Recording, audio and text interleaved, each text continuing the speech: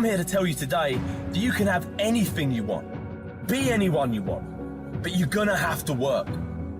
Hard work is the universe's great equalizer. Look out for what truly satisfies you. We're not taught to look out for ourselves. We're not taught to take care of ourselves. And that inner conversation has conditioned you to believe that you are not. And as you begin to discover the truth of who you are, whatever challenge that you're facing in life, and if you're living, you're facing some challenge. Anything or anyone that is taking me further away from my dreams has to go. I'm committed to self-development, not self-destruction, and you know any person that is meant to be with me on the journey will choose that higher road with me.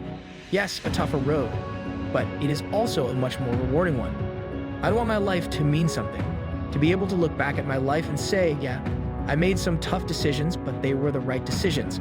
So many people don't get it. They piss their life away every weekend for what? So they can complain about their current circumstances for the rest of the week? There's no chance.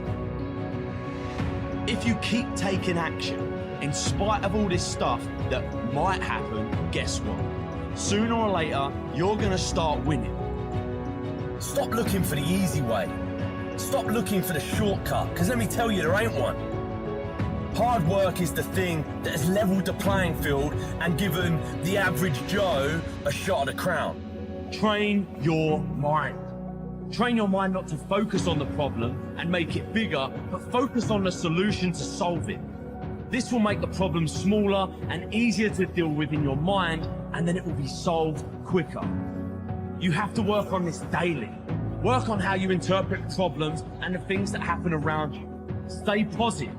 To become sensitive to our wants, our desires. So make a conscious effort. Make you number one priority.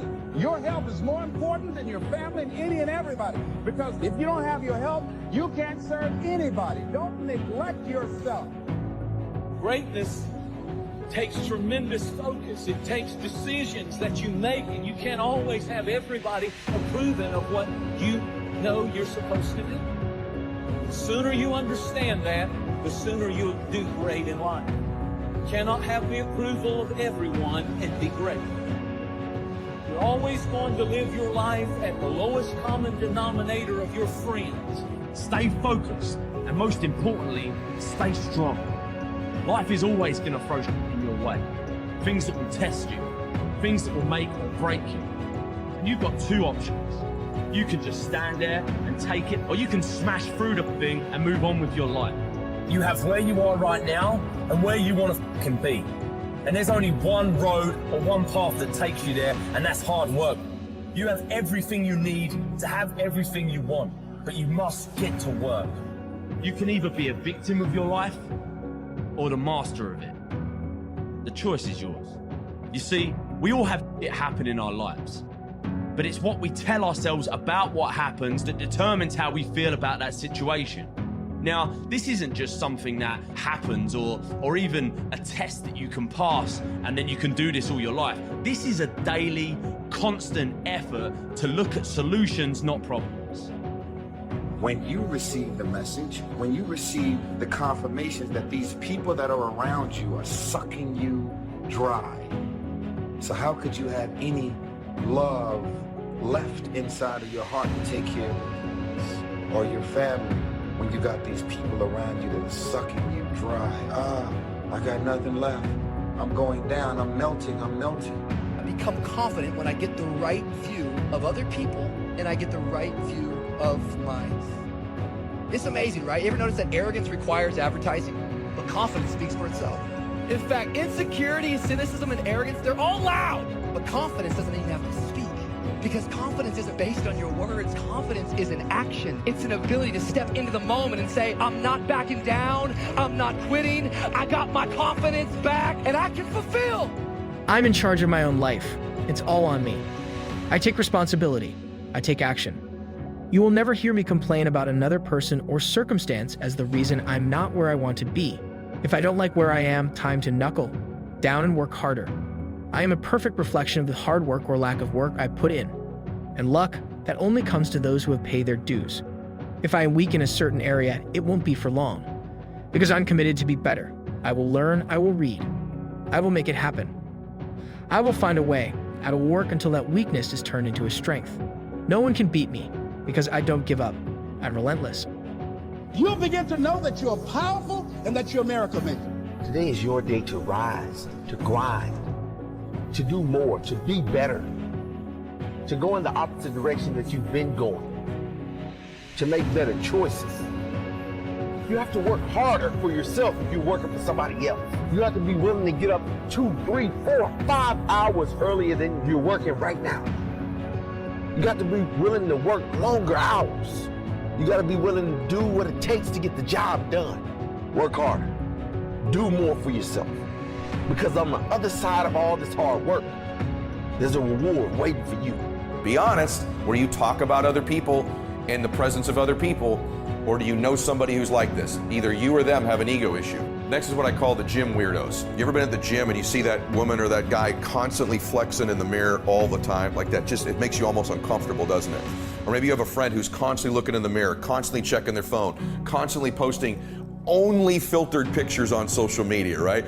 They're just constantly obsessed with what they're looking at themselves. These are out of control ego people, right? So ask yourself a question. Is that you or somebody that you care about? Bullying.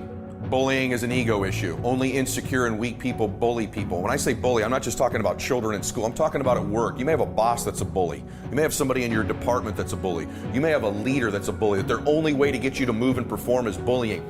This may surprise you, but as a child, I was bullied regularly because I was undersized and they'd call me Eddie Spaghetti, and I just didn't have confidence. Bullies figure out who the unconfident kids are, don't they?